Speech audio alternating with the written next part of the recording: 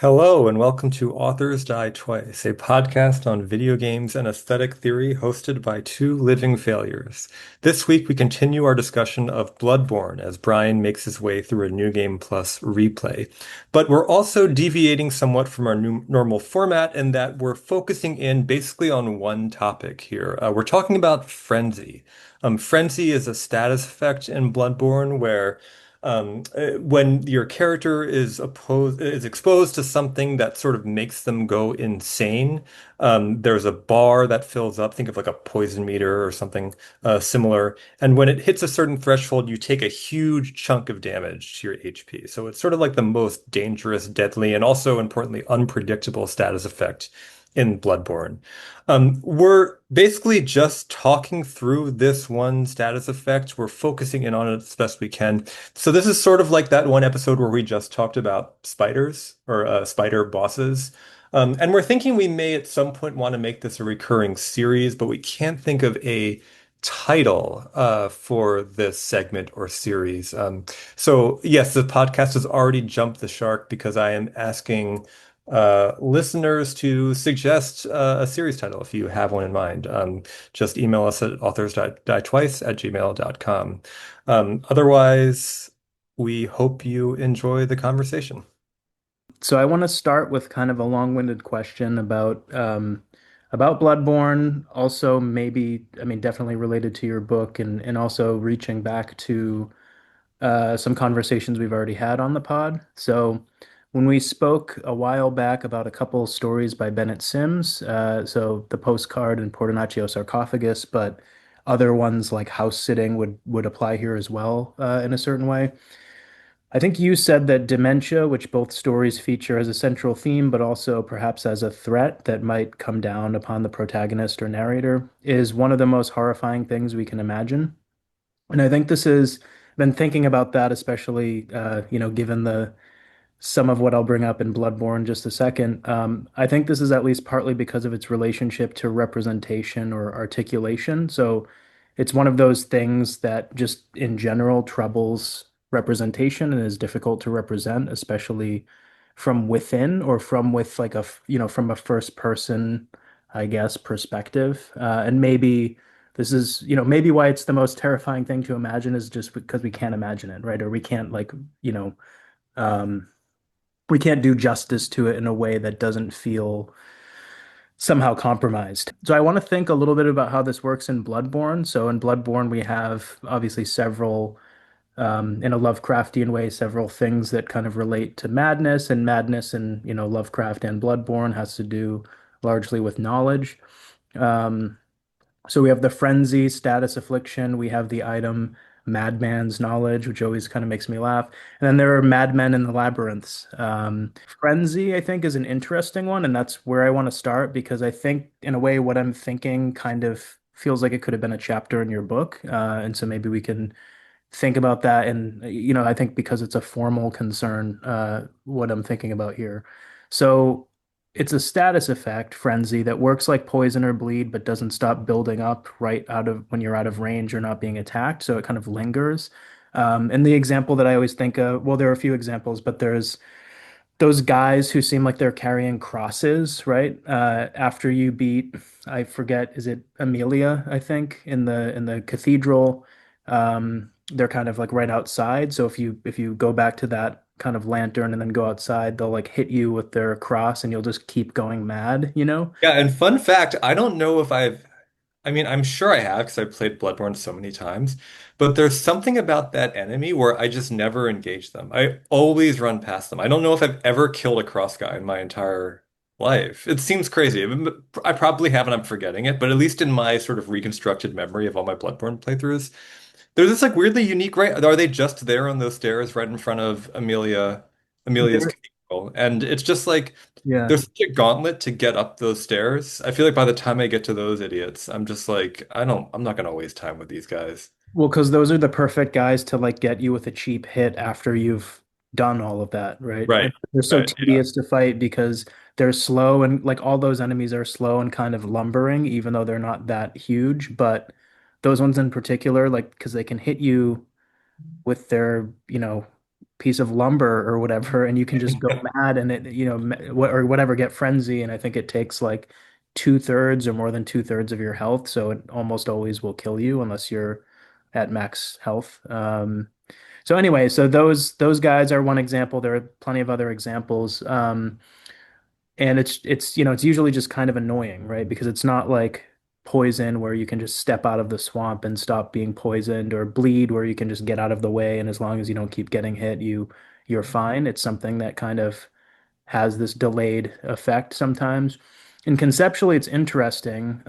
It's something like the Lovecraftian problem of what happens to us when we encounter knowledge that we aren't meant to have, because whatever, mankind isn't evolved to understand it, right? So, Hunter of the Dark, Pickman's model. I mean, so many Lovecraft stories are really revolving around that.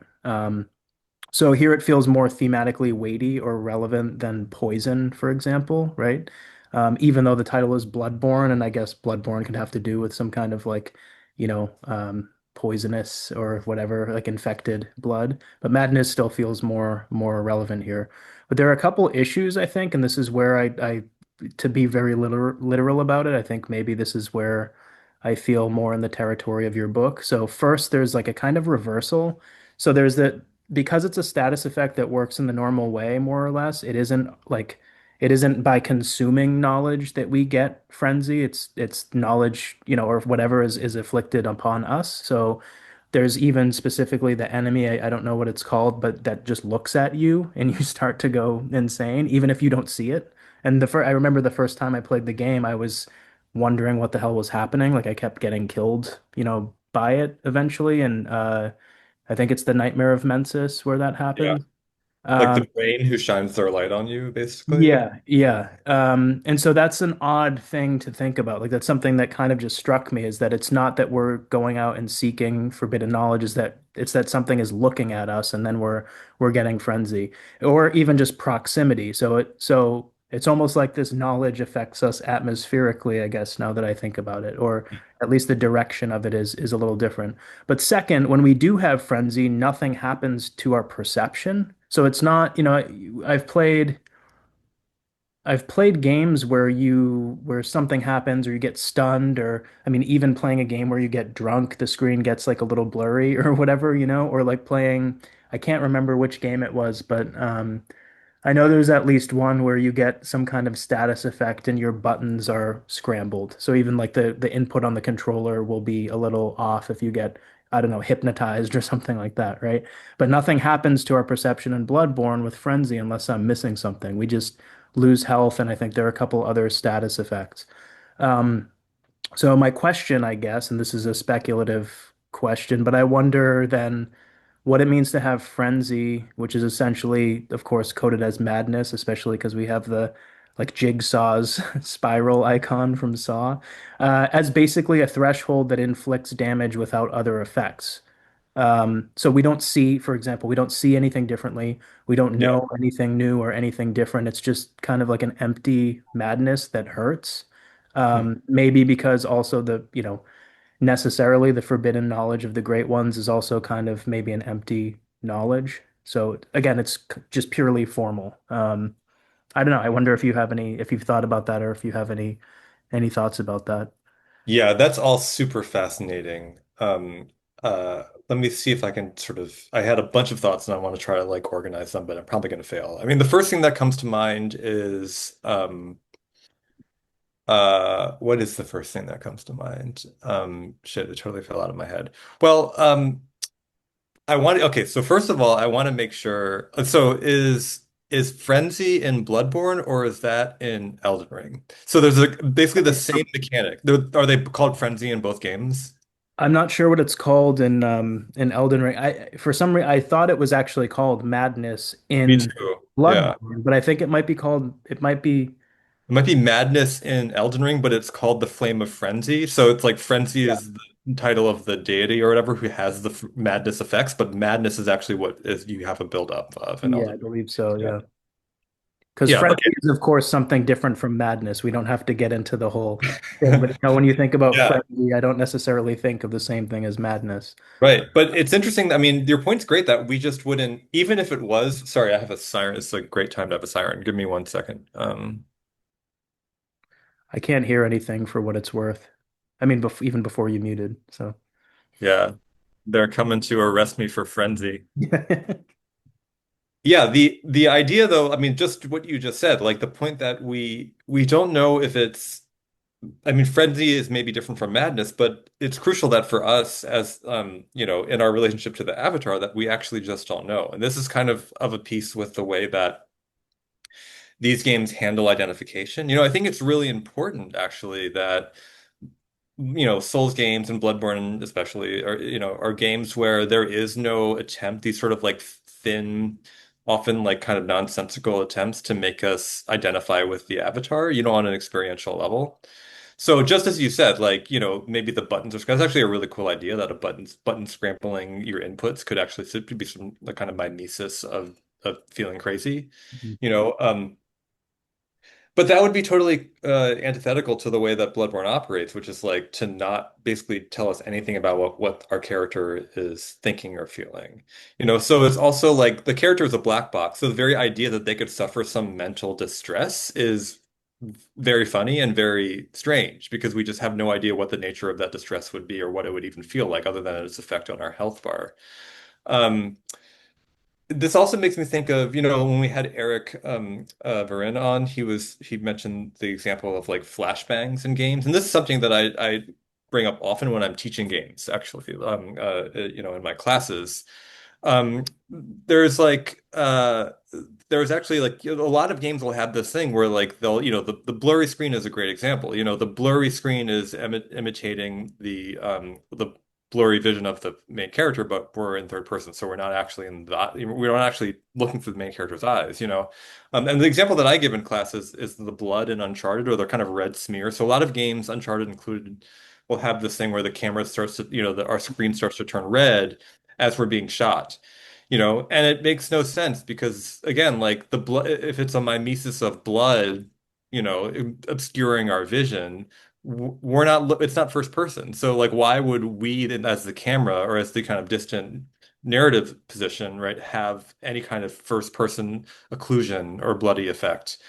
Um, and I talk about this in class as a kind of free and direct discourse. So free and direct discourse in the novel is this sort of ambiguous and even like paradoxical or contradictory combination of a narrator's perspective and a character's perspective. And basically, one way you can think about it is that like the neutral, detached, third person narrative voice becomes sort of infected by the subjective experience of the character. So you'll have a narrator speaking in the narrator's grammar, but what they're really expressing is a direct thought of the character. Um, and so that's what we have, in this sort of Uncharted example, or many AAA action games do this, where the detached third person, position gets sort of infected or colored by the subjective experience of the avatar. And it is a kind of like it's an identification effect, it's a way of like saying this is what our character is feeling. Um, so again, like Bloodborne is both intensifying that mental aspect, like madness is precisely what is not visible on the outside. It's just visible. It just occurs inside. And it's like totally closed off representationally. So that's one thread we could sort of continue down. I mean, I talk a bit about amnesia in the book and like the way in which there's these, amnesia, and then also at the very end in the good ending, the quote unquote good ending, when you escape Yharnam, even though, like paradoxically, the good ending comes from you violating every gamer instinct and actually being a bad gamer by like not choosing to fight the final boss, you know? So that's a whole other story. But that the good ending has your characters sort of like stumbling around too in a daze, and so it's like they're having this actual mental brain fog that is weird to see because it's like the only time in the game any sort of inner state is represented for a character, basically. Um, One last thing is that I really liked your point that madness is like a forcibly uh granted knowledge. So it's not like our character went and read a bunch of books and then went crazy, I mean, now if we choose to eat madman's knowledge or consume madman's knowledge or insight, then that is more, it's like we're the agent, right? We're the ones choosing to access or touch this knowledge, and then we suffer the effects. But in a lot of cases, it's like somebody forcibly making us experience knowledge, you know? Um, the only comp I could think of, I mean, it's like I don't know if you can sit somebody down and force them to read books. You know, it's like, here's your punishment. Your punishment is like not to be executed, but to like you have to read these books. And the knowledge that these books contain is going to make you feel terrible or is going to hurt you. Um, there was that time U2 uploaded an album to everybody's iTunes without consent. And Terrible. that was the kind of madness, even though I think that album is actually kind of great, I'm not gonna lie, Not doing a podcast anymore. but that was a case of just like forcibly data was forcibly sort of put onto our, you know, our hard drives or whatever. And then we all suffered for it, or many people suffered The for it. worst brainwashing attempt since Clockwork Orange, I think. Yeah. So yeah, it's interesting. I mean, as you say, there's this kind of like in the Nightmare of Ventus, there's that brain that will forcibly inflict madness on you by you know injecting you through the atmosphere. And Mhm. then there are the Winter Lantern enemies, like those sort of like singing enemies that are like the most terrifying enemies in the game because if you look at them or they look, I forget which way it I works, but if think so. It's they look at you. So I think that's actually the ones that I was thinking of. Though I think they have to see you. You have to be in their line of sight, but you can't right, see them, and they can do it from a pretty far distance, I think. And so, yes, yeah, I mean, that one really seems to like literalize the metaphor, right? And I mean, the other thing that I have like a few, if I can just kind of jump in for a second. I mean, a few things. One, obviously it's violent in multiple senses. Maybe we can return to that because I think it's like a place where we see like multiple. I mean, there's physical harm, but there's also this kind of violation, right? Like U2 did to all of us. But I realized, and this is actually really funny and still relevant, but also funny, that one game where I know this happens is the 1984 game Marble Madness, which I don't know if you ever played that, but is it Marvel like Marvel no, vs. marble, like a Marvel you like control a marble. So amazing. it's like a pretty incredible weird game from the 80s that would have been an arcade cabinet, I'm pretty sure, but I had it on some kind of anthology when I was younger. And you control a marble as it goes through these kind of like MC Escher like Mhm. areas. And you can actually fall into like a vat of acid and you lose a life that way. But I'm pretty sure you can get stunned, and when you get stunned, and it's really important that you control this would be like a trackpad game, I think, so it's really important that you like control the marble very precisely so you don't, fall off the edge or whatever. But if you get stunned, the controls are a little warped. So like there's almost like extra drag or, things like that. So that's one example, but I also know that there was definitely a game, a game where you're controlling a human at least where you're get stunned and your buttons are a little scrambled. But the other point that I just kind of thought of too, because I think I did a little research and I would have to check this, but I'm pretty sure that the more insight you have, the more susceptible you are to frenzy, Yeah, that's true. which is an interesting thing. And it also occurs to me that insight and knowledge are have to be different too, right? Like there's insight, but there's also knowledge, right? Like Mhm. insight is maybe the way to get more knowledge, but then also that knowledge, if it's violent, is almost like insight is lowers your immunity to knowledge or something like that. So it's kind of a weird. I mean, I think there's a lot that I just maybe haven't really thought about too much until recently going on about knowledge in this game, you know? Yeah, it's like it's saying like the more that you read, the more susceptible you are to like crazy ideas. You know, which is like seems it's contrary to the idea of like media literacy or like we, you know, have to like read a lot to be able to tell what's like true or not. But this is a case of like actually the more you read, the less able you are to tell what's true, which honestly maybe I think there's Maybe some truth to true. that when it comes to academia, you know, like Yeah. it's like you have to read a ton to get to like the most insane literary theories and the most insane interpretive frameworks that have no sort of connection to lived experience. Yeah. So maybe, yeah, like maybe being I don't know. I'm not going to name names or name whatever frameworks, but I can think of a few where maybe that's the equivalent of Bloodborne frenzy. You popped too many madman's knowledges when you were out there reading a Gambin or whatever. Yeah. So yeah, the other thing I wanted to bring up that I thought was really cool that I'd never thought of was the weird temporality of frenzy. Just the way that it's a status effect that continues to build up on a delay. Mhm. And just on a basic level, like I can't think of another example of that in a game. It's sort of like, again, it's like the representationally, it's madness in that it's like you're hit with this like thought bomb, and then it's like you keep thinking about it, and you're like, oh God, that's terrible. Like, like I'm really messed up. Like I'm really shook. Things are getting worse and worse, actually. You sort of spiral, you could read it as like the character kind of spiraling. Yeah. But I feel like sort of it has a somatic effect in that a bodily effect in that it just takes a huge chunk of your health bar. It's not like you lose all your insight, or you lose, there's Right. other ways of representing madness, or mental states, in like Final Fantasy, for example, like you would lose your MP or you can't cast spells, right? But like going insane in Final Fantasy isn't going to like take away your health. So it has a kind of it's like a bodily injury that's inflicted. And so I kind of feel like the way it actually works is like radiation or something, not to get too dark, but it's like you're exposed to the thing, you have an exposure, and then it's afterwards your body continues to sort of deteriorate and you suffer like horrible effects after the fact. In the game, it's a couple seconds later. Um, but it's a kind of abstract schema of like, I can remember, there are games with radiation like Fallout or the Metro games. Metro Exodus is the only one that I've played, but I don't think they work like that. I think it's more like poison.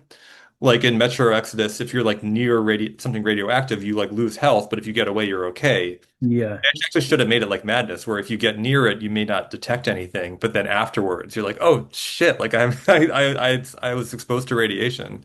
Yeah, Uh, and in a way, it's very realistic. I mean, in a way, because I it makes me think there's a place in I think it's Fallout 3 where there's some kind of really good item, but it's in a crater that's heavily irradiated. And the way that it works I actually really like the mechanic in Fallout where it's not just like a bar that goes up. You get like plus however much radiation per second, and it will go up almost like parabolically, like it will go up exponentially, I guess. And so you can get like, it's like 2 radiation per second, and then you're fine, but then it will go like keep going up. So it's almost like what would that be? Like the cubed version of like velocity or something, like I have accelerate. no idea, but yeah, Yeah, but anyway, it's a really like weird mechanic. But yeah, I think you're right. It's not it happens in the moment. It's like bound to the moment. And in Fallout you can take whatever rad away or something to like get your levels down because once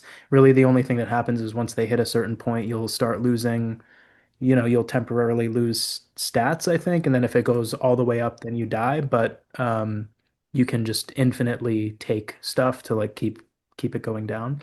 Um, but yeah, in Bloodborne, then madness is very realistic, and yet at the same time we have, and maybe this is actually something that makes it more realistic. We have no clue what it is really. We yeah. still don't know and also like the only way we see it is through something that has nothing to do with its content, right? So it's a kind of if frenzy is indeed a kind of madness, it's a kind of madness that simply has physical effects, and that's it. There's no other kinds of so maybe it's like a deeply psychoanalytic point too. I don't know. Yeah.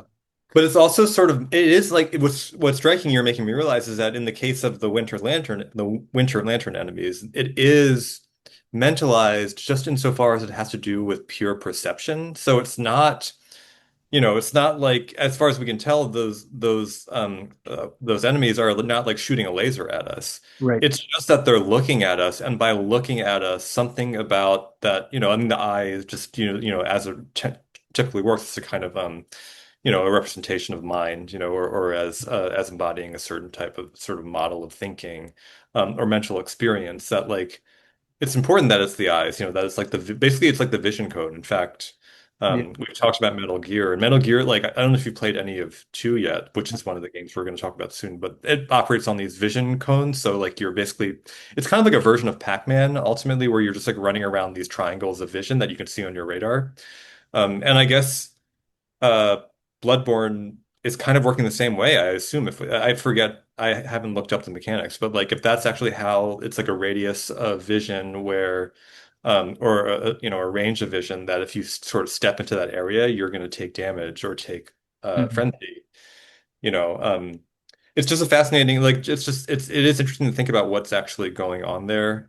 Especially given that it's not that you are looking at them, if Yeah, that's, you exactly. know, so it's like somebody could be looking at you Hmm. and inflicting madness upon you without you actually having any perceptual experience of them or mental experience of them. As you said, you sometimes can suffer it without knowing where it's coming from. Um, this also makes me think that somebody should mod Metal Gear so that the vision cones cause madness, like in Bloodborne. That would Yeah. be a really fascinating, it would be a really funny mashup video game. Well, it strikes me then that it's I mean that part of the game is one of the most frustrating parts and it's maybe striking that the one of the most difficult parts is the most indirect, right? It's like those enemies don't I mean, I don't know what happens if you get close to them. Maybe they have a melee attack, I guess, but They have I think they have a really nasty grab and grab. they might have a melee attack. They're not terrible to melee, but you're taking such huge damage from the frenzy while you're doing Yeah. it. Yeah. So yeah, they ogle you to death, I guess, from a distance, which is really weird to think about. But yeah, I mean, I think, if you I think they don't see behind them or whatever, so they have to be turned in your direction, but also it's also just very difficult to tell where they are, at least the Right. first when you first get there. And they also announce themselves by singing, right? So Right. there's an oral element too. There is an ambient, a kind of atmospheric element. So you hear the atmospheric cue, which is the singing. I mean, that actually may be the first thing we should look out for. It's like, okay, if I'm hearing this, I need to be very, very aware of my surroundings. I need to maybe start treating Bloodborne like Metal Gear or start treating it like a stealth game. Yeah. Uh, so there is this fascinating combination of like, it's like the sound cue, the atmosphere cue that tells us we're in the zone of these things that can cause madness through another kind of zone, like through the vision zone, not the sound zone. Yeah. So it's like two suddenly in a game where neither of those things really matter, like ambient, environmental. There's I don't feel like there are a lot of environmentally, it's based. I don't even know what I'm trying to say. Like it's like there's like an AOE, Mhm. like an area of effect attack. This is like an AOE, like an atmosphere of effect attack or something. Yeah. Yeah, But yeah, as you said, I mean, or as you kind of bring up in the book as well, vision, both literal and metaphorical, is so important in the game. And then with those enemies that are just looking at you, right? And from what I remember, they're just like kind of nasty looking. I mean, I guess all the enemies are, right? But they have like a bunch of, aren't those ones kind of like a bunch of fused together kind of things or something? Maybe I'm yeah, thinking, yeah. It's I think they look like brains, but I right. think actually. I read this in Redgrave's Pale Blood Hunt, which is the book that I cite, like almost like every page in Grand Theft Eyes because I think it's just a masterpiece of lore analysis, but really of close reading. Mhm. And it's very inventive in its interpretations, and I think it's there that the author points out that it's something like I forget the exact details, but I think it's something like although it looks like a brain from afar, it's actually like a bunch of those little messengers, like kind of That's right. fused together or something. Yeah. But of course, like it's very hard to get a good look at them because the minute you get close to them, you get, assaulted by frenzy. So it's this cool idea where like there's a very interesting actually physical design to these creatures, but they like you're just actively incentivized from ever finding out what they're actually composed of or what they look like. Hmm. But it's also important that it's not like it's an enemy that has like big glowing eyes. There's a Yeah. version of this where, you know, there would be this really Uh, small tell, like two big bright eyes, and it's like, okay, I'm being attacked, but if I don't see the big bright eyes, I know that I'm safe and I can attack, but that's not how it works. It's kind of like an omnidirectional. It's not even hard to, I feel like it's even hard to tell what the front and back. It's based on which direction they're moving rather than how they look. There's very little visual information being conveyed from the design of these creatures, you know. Yeah, and even in Elden Ring too, that's an interesting point. And I was just going to say, like, it reminds me, like, the bad version of this would be Lord of the Rings, that big eye thing in the Mhm. tower, right? Mhm. But that's kind of what happens in Elden Ring, right? Like, there's those like towers that have the weird, all There's the the one area with the eye, yeah, that'll look yeah, at you and yeah. cause. I mean, one thing I guess we should maybe would be nice to anchor this into is that. I do, I know you said this last time. I do think Bloodborne is just so much more interesting than Elden Ring, for example. And also, I mean, it's so terrifying. Like, I think uh, this thing in particular, this thing about ma around madness, and yeah, I don't know. There's like something about that, even though it doesn't like a lot of what it's doing, and maybe this is like a good horror trope too, is like not showing us what it is Yeah. or what the thing is or what's happening or whatever, right? This kind of empty, formal, structural thing, which is something that we get in Lovecraft too. But we also uniquely here don't have, we have a character who never speaks and doesn't have any kind of discourse at all. So we don't get his like, notebook of mad ravings or anything like that. We just have Yeah. this kind of stoic hunter. Um, yeah, I wonder what that does as a player. I guess I'm trying to think about that now. And I also wonder, if what then this frenzy thing has to do with wonder, to bring up another angle of your book and something else that I'm very interested in, because wonder, at least in Theaetetus by Plato, does have a physical, it's like I think Theaetetus says that it's associated with dizziness, basically. So there is this kind of perceptual and even maybe physical component of wonder. And it's wonder at, the way things are basically. So wonder at like, understanding or trying to understand some kind of truth or perceive something in the world. So here we have like the flip side of that where we can get enfrenzied, if I guess if I can coin, I don't know if that's a word, but we get enfrenzied by these things just that they're looking at us, even if we never, you could conceivably just keep having that happen and never ever see them, until you finally just run through the area and leave. Yeah. Yeah, the wonder comparison is makes me it's interesting and it makes me think of well, it reminds me of the fact that I don't think that although wonder is such a central experience to, you know, games as we talked about in the last Bloodborne episode, but also of course Bloodborne itself and certain kinds of, you know, gothic fiction and weird fiction. And certainly the player I think many players of Bloodborne experience wonder, particularly if you played it back when it came out. Mhm. But it seems like a lock that the character doesn't experience wonder, you know, that wonder often arises in Bloodborne out of a disjunction between the character and the player, whereas there are lots of other games, you know, like Uncharted again as an example, or Horizon, you know, where the characters themselves will be like, wow, that's amazing. You know, like you'll stand up on a, you know, like on the top of a mountain and see everything, and the character will marvel at it with you, you know, like both there's again another attempt at identification, psychic identification or experiential mental identification between the character and the player. Um, but just as your character in Bloodborne probably never experiences anything like wonder because they're like a machine, you know, they're a total cipher. Um, it also then it makes it strange that they experience frenzy, you know, or madness. It would be like that idea of the marble, you know, like the marble in the marble game is kind of this inhuman, you know, unthinking object that can experience a sense of like disorientation, you know, or scrambledness.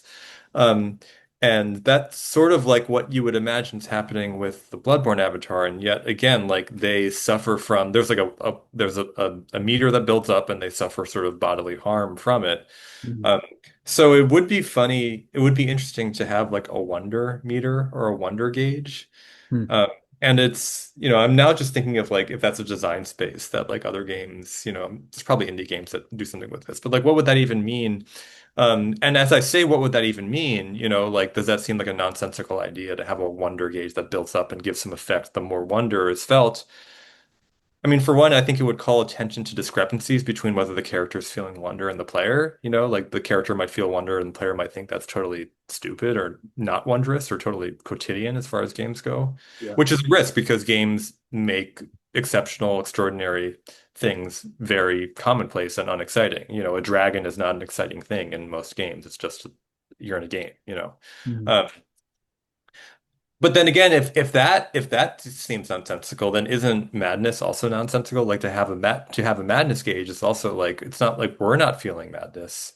Um, but maybe sorry, I'm free associating, but maybe this is a case where like the positive emotion, you know, the positive emotion of wonder, um, that creates, you know, having a discrepancy there. Like if a character feels supposedly is feeling wonder and the player doesn't, that would feel a bit strange. It would sort of ruin identification or trouble identification. Whereas with madness with a negative effect, it's like both ways work, you know, because if the character's feeling madness but the player's not, then that sort of rupture of identification is itself a kind of madness, you know. It's like not know, it's like I don't know who I am. Am I the character? Am I the play, you know, am I the avatar? Who is actually suffering the damage here? And if the player, in the event that the player does feel like they're going insane, which may actually happen in Bloodborne. I mean, my first time playing it, for instance, you know, if you get a certain level of insight, even early in the game, you can hear a baby crying. And I had to hear it like 10 times before I was like, okay, that's definitely coming in the game. It's not like some weird glitch or effect. You know, I'm not insane. Um, if the player feels like they're going crazy, or even if they feel like they're going mad just because like the damn bridge with all the winter lanterns is so frustrating to get across, you know, that also it creates another effect of equivalence or identification in that respect too. So it's like again, if it's um, if the link is broken, because it's a negative emotion, if the li or negative state, if the link is broken, it works on a formal level, and if it's sort of preserved or strengthened, it works on both a form and a content level. Yeah, I like this question a lot. Yeah, it just makes me think, if we did have a character who was constantly like miming wonder at things all the time, it would be very annoying and I think it's incredibly annoying when it happens in a lot of yeah. AAA games. Um, but in terms of like this kind of not total mimesis or not feeling like we're supposed to be feeling what the character feels is what makes the game good. I mean, I think it's just very naive in a bad way to expect our games to kind of give us, like script us or something like that. I Yeah. just have never understood that. Yeah, I know I've mentioned this, I think, to you else, another time, but the baby crying thing is totally, I don't know if this was intentional or not, but that also happens in the film Hellraiser. There's like a really, I mean, it's just a totally harrowing, hellish film, but there's a scene like that where there's a baby crying. It's very disturbing. I'll try to find it and send it to you. But I think it would be interesting and maybe the most human version of this game if there was a wonder meter, but it hurt you if it filled Mhm. up. So like Yeah. if there's like so much you're having so much wonder that it's actually like turns back on you and you then the wonder becomes maybe a kind of madness or something like that, or the wonder becomes destructive, because that's another maybe negative question of negativity as well, right? Is like, okay, does madness hurt you physically? I don't know, that's like it's kind of an odd and paradoxical question if we go back to like kind of where we began, which is I began by thinking about this in terms of Sims and his characters, and it's characters who are oftentimes paranoid about becoming mad or losing their mind, either losing their memory or becoming mad, and depending on the situation. Um, and the reason that's an interesting question is that you wouldn't know in either case. Like you wouldn't know if you lost your memory Right. eventually, and you wouldn't know if you went insane, right? Right. Which is why part of like to circle back to another thing you said right at the beginning, part of why it's really hard for any form of narrative or art to represent that because Mhm. you would be you know, the very act of representation sort of removes the ability to have true disorientation, like as the experiencing subject or person. Yeah. Um, Yeah. to like for us to imagine not knowing anything is really, really difficult, you know. And so the only reason then that it's legible in the game is that we have a meter with a little icon next to it, Yeah. which is kind of an like we wouldn't know, Bloodborne is such a game so bereft of any kind of uh labels on anything, right? That we wouldn't know if we didn't have that meter and if we just got, stared at, I guess. We wouldn't even know we were being looked, we would have to go once again, we'd have to like go online and try to figure out what's happening. I know that, if you get madness, sometimes it shows these like red, is it the red spike things in you? Oh, yes. Yeah. Uh-huh. So it is visualized, but madness, I mean that has nothing to do with madness, right? That I just feel like maybe someone threw chili peppers at me or something. Like there's Yeah. no reason to associate that with madness, but that is also, I mean, that aspect of it too is pretty haunting. Like that's a really weird way to visualize madness as like these kind of red, like I guess bloody spikes.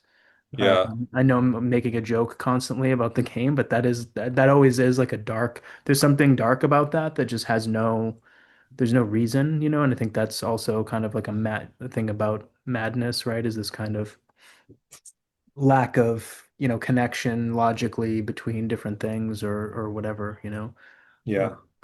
What else is happening in your current playthrough? I saw, I was privileged to watch a little bit of your current build. yeah, So so are you at a point now when you're probably just going to finish this whole run? I would say so. Yeah, I mean, it's really I think like I sort of mentioned last time, I did just kind of pick it up after not playing it for months, so I didn't really know where I was, but I think it was last week I had an evening where I was at those th the boss that's three, it's like the shadow of whatever, those three Shadows of guys. Yharnam. Yeah, I beat those, then beat Rom, then beat the big like lightning dog thing that I think is an optional boss, and then Yeah. I beat the big boss that has like all the corpses kind of falling off of it that's in Yeah. a big courtyard. And then so the place that I'm at now is I always forget what they're called. I went through the kind of academy with all of my scholar buddies in there. And then went outside into like just where the door just says go to the outside, I think is what it says or something. Yeah. Um, and so I'm in that kind of weird swampy, rocky area. And Hmm. last time I played, I just died a bunch of times and didn't really make much progress. So Yeah. Yeah, it does like I do wonder sometimes if part of our affection for Bloodborne is that it has scholars in it, and that they're so inexplicable. Like why? yeah, I would love to know. This is a case where maybe we should watch some lore videos because why are the scholars like turning into squids? It seems like totally, or whatever they are, turning into like goop. It's like it seems it's such a striking visual effect, but I have no idea what the reasoning is or what the motivation is. And they have those cute like scholar outfits too. Like yeah, they're like little cap and stuff. they're like little like they're like all like dressed up for graduation or something, but then they're like kind of oozing out into the floor with these like weird white kind of tentacles. Um, Yeah. so it's a great representation of like school, like someone should do a paper on schools and games and have a section on the lecture hall in the Nightmare of Mentis because or on the way to the Nightmare of Mentis because it's just Yeah. it's a fun little administrative or institutional space. And it's so much more. I mean, obviously, for listeners, that we love Elden Ring, of course, but it's so much more interesting to have. I mean, this is like maybe a case in point of like the difference between Bloodborne and a game like Elden Ring is that the scholars in Bloodborne are so much more fascinating than like, the scholars who just all know magic or whatever, or Right.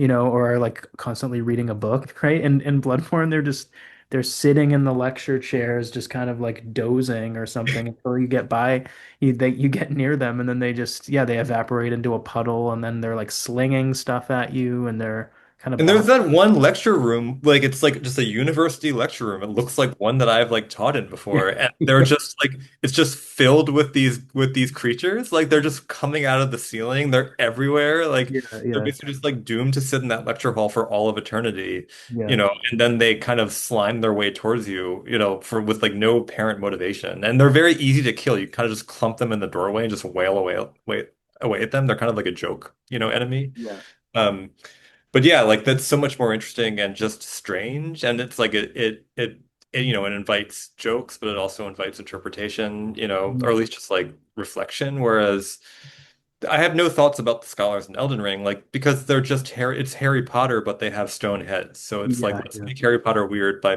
giving everybody unrealistic, like giant marble statue heads. yeah, That they could know there's no way your body could support that head. I yeah, mean that too is it's a great visual. Like it's not like I have no beef with the Elden Ring scholars, they're quite funny in their own right, but no, the Bloodborne area actually, I think partly it's just because it looks like a school.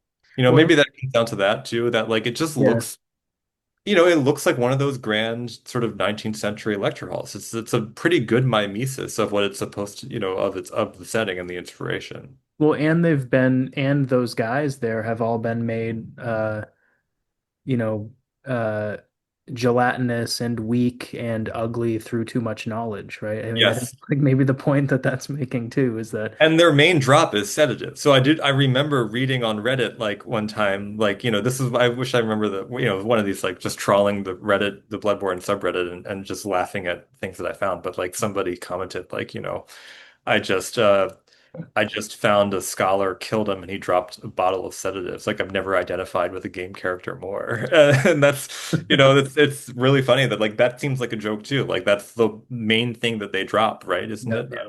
Well, and And that's the thing that staves off frenzy, right? So, exactly. So so it's they, like reverse Adderall, basically. yeah, yeah, Yeah. It's like these guys they're reading so much that they need to have sedative just to like chill out a little bit because yeah, the yeah, Agamben, is just really getting to them and they they got to take the edge off a little bit. yeah. It makes me wonder too, like what, I mean, there is, of course, this is a trope that, whatever gets activated in weird fiction quite a bit, right? Of going and doing research and your research is kills you or makes you go Right. insane. Yeah. Um, and I love that trope, but I also really have a hard time. This always gets like exoticized or it becomes it's some kind of alien or otherworldly being, and that's kind of always what the thing is, right? That's like always the knowledge that they get is some kind of it's either like an ancient, Egyptian scroll that was used to summon something, or else it's something from another dimension. Um, but yeah, I guess I wonder what these particular scholars in a world that's already as kind of crazy as Bloodborne, right? It's hard to imagine what exactly it would be that they're studying up on that they need so much sedatives to. It's a great point. Yeah, because I think again, what makes Bloodborne so effective, its use of this trope is so effective, is that ultimately when it comes down to it, I feel like the true paradoxes or the deepest paradoxes of Bloodborne are like temporal and spatial. Like that just there's this way in which like time seems to be operating on two levels at once. So, like I Yeah, talk about this in the book, but it seems like there are certain things like the blood moon seems both like it's risen the night that you're there and it's always been there. And that yeah, all of this has happened in one day, but it's also happened over the course of hundreds of years. hmm, There's a kind of like compression of multiple temporalities and also this sort of crazy juxtaposition or compression of multiple spaces happening too. And like these fundamental, yeah, categories of experience or perception, like that ultimately being what is broken in this game. It's not like death is broken or whatever, or like, some creature emerges from the dark. Like that's kind of like old news. And for a video game too, that's like old news. Like it yeah, would again be just the epitome of disidentification if like everybody in a game were freaking out about some eldritch ancient being who you have to fight as a boss, where it's like, yeah, literally that's every game I have to fight a monster. yeah, Um, but not every game tells you that both it's tonight and it's every night and just never lets you resolve that. yeah. I mean, And just like just like having to think that violation of the basic category of time is really fascinating and like and really powerful, because the game is just so unconcerned with ever explaining it or giving or providing some kind of solution at the end. Well, and this is the thing that I think there's like a higher order paradox, and I always find this really interesting is that of course something like this is a genre, right? There's a genre of like Lovecraftian whatever, but if you do strip back some of that, there's a without genre of all of this as well, right? Like there's a and maybe this is true of all genres, I guess, but there's something happening that refuses to, I don't know, or whatever. I guess we always like to say that things resist categorization, right? But there's a way in which even the Lovecraftian thing, the point is that it resists categorization. That's like a thematic point of it, but it's also, I think because it's a thematic point, we're also supposed to take it as a critical point of like, this is working because, you know, I don't know, this whole story or this narrative is kind of a screen for, to have something going on while we're still mainly just trying to show you that these fundamental things are broken, as you Yeah. said, right? Yeah, I'm also just I had the random thought that those enemies are called winter lanterns, right? If I'm not wrong. Yeah, yeah. And so, we could like one could we could be enjoined to keep our winter lanterns lit, but I'm actually thinking now just of how strange and suggestive that Hmm. um my dog just made a noise. How strange and suggestive that name is. Like what is a winter lantern? How does the sort of irradiation or emanation of light sort of relate to their what we called like their atmosphere of effect, their AOE, Yeah. superscript 2 or something. And light during winter too has a particular aura, Exactly. especially Right. with snow. Yeah. There's like the Bergson movie, Bergman, Bergson, the Bergson movie. I guess that's a real sitting in the lecture hall Yeah, melting into yeah. a puddle joke. But the Bergman movie, Winterlight, is one of my Yeah. favorite Bergmans. And uh, why are they associated with winter? Like it's just a really yeah, I'd like to know what the Japanese name is because it's such in English, it's so evocative, it's so strange. Yeah. And certainly breeds more questions. Well, I suppose it's maybe good to say that on those cold winter nights when you're trying to get some knowledge, but hopefully not too much knowledge. You have your little bottle of sedatives at hand, and just in case. You have your nice cap on. Your buddies are behind you in their robes. You have the book open, but it's getting dark, so you need to keep your winter lantern lit. Will do. And I'm going to bring my warm glass of milk too. See you, Brian. See ya.